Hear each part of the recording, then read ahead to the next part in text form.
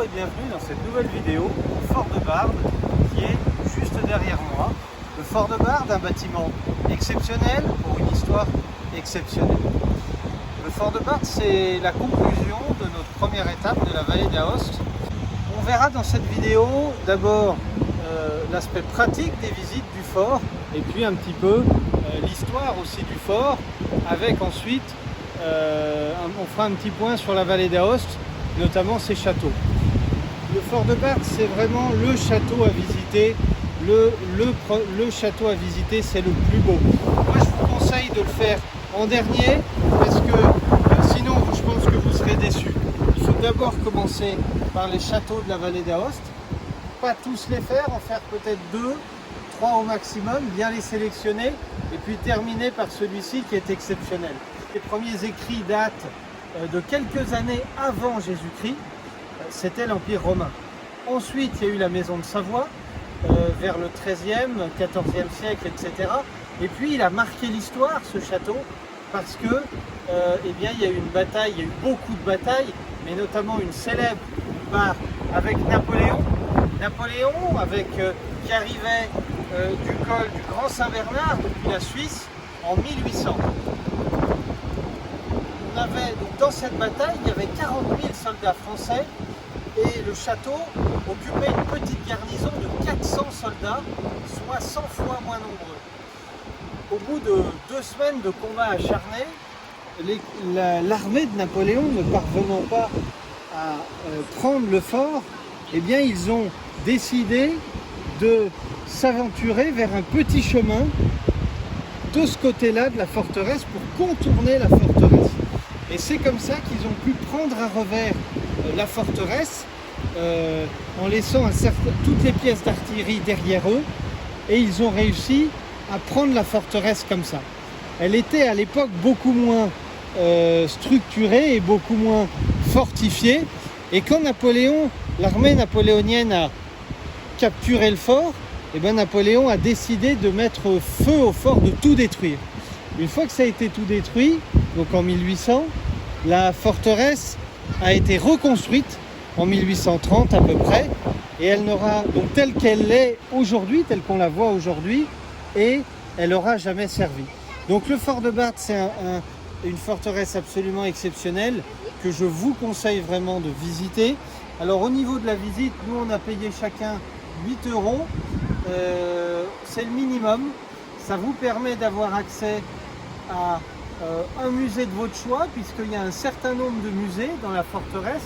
Il y a le musée des Alpes savoyardes, où là on va vous dire un petit peu plus, on va vous expliquer les massifs, etc. Un musée sur les frontières de la Savoie, sur tout un millénaire, les prisons de la forteresse. Nous on a choisi les prisons et vraiment on ne regrette pas, c'est vraiment super. On a pu voir les petites prisons, c'est vraiment, moi pour me mettre à la place des pauvres prisonniers de l'époque, ça devait être absolument abominable parce que c'est des cachots tout petits, et quand on pense qu'il y a des soldats qui ont été encore emprisonnés jusqu'à la Première Guerre mondiale, c'est assez terrible. Et puis dans ce musée-là, on a eu toute l'histoire du château, on a eu un petit film, on a eu l'histoire avec Napoléon, donc on ne regrette pas d'avoir fait ce choix.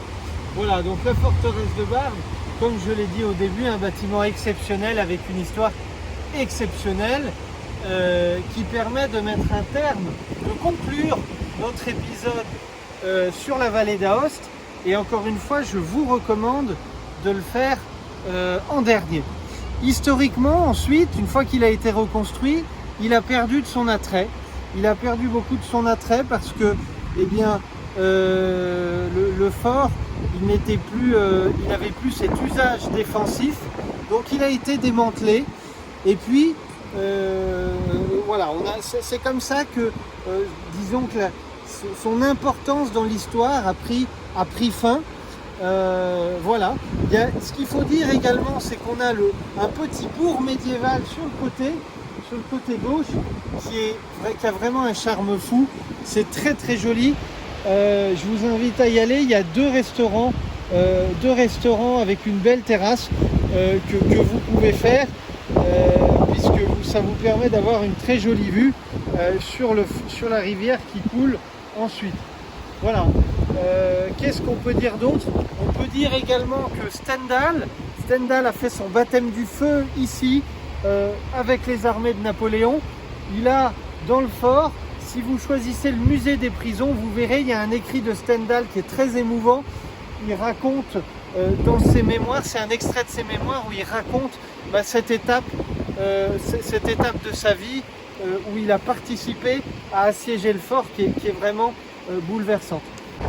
J'ai eu aussi également beaucoup d'émotions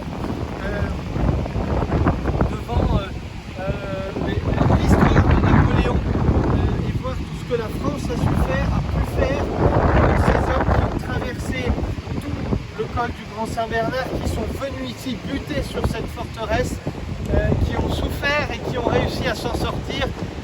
Derrière, quand l'armée de Napoléon a pris le fort, elle a encore eu une victoire à Marengo. Enfin, c'est absolument exceptionnel et c'est là qu'on voyait que la grandeur de la France.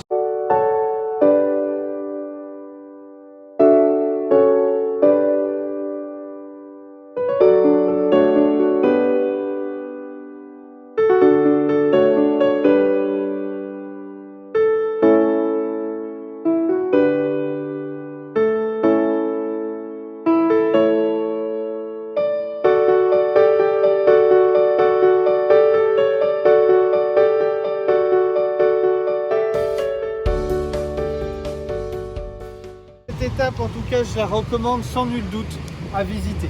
Voilà. Merci à toutes et à tous. Et si vous avez aimé cette vidéo, n'hésitez pas à nous mettre un petit like. Si vous avez des commentaires, des observations, des questions, on y répondra avec grand plaisir. Voilà. Écoutez, à très bientôt dans notre prochaine vidéo.